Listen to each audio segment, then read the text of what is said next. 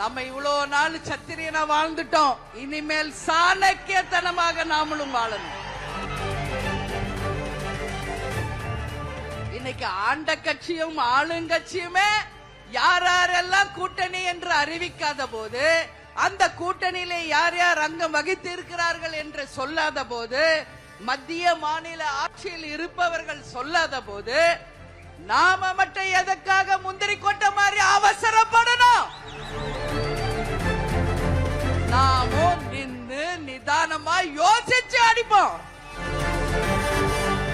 ஆனா தேமுதிக சாதாரண கட்சி இல்லை. மீண்டும் சொல்கிறேன், நமக்கென்று ஒரு கௌரவம் உண்டு, நமக்கென்று ஒரு மரியாதை உண்டு, நமக்கென்று ஒரு கண்ணியம் உண்டு.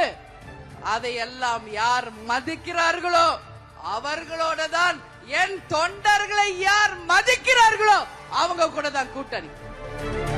ஏன்னா தலைவர் சொல்வார், நான் தலை குனிவனே ஒளி என் தொண்டனை தலை குனிய வைக்க மாட்டேன் என்று.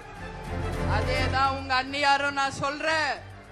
எத்தனை ஏச்சுக்கள் பேச்சுக்கள் பழி பாவம் பேரம் பேசுறாங்க, பொட்டி வாங்க, என்ன வேணா சொல்லுங்கடா. நீங்க என் தொண்டர்கள் என்ன சொல்றாங்களோ அது மட்டுமே என்னுடைய வேத வாக்கு என்பதை இந்த நேரத்தில் நான் சொல்ல கடமைப்பட்டிருக்கிறேன்.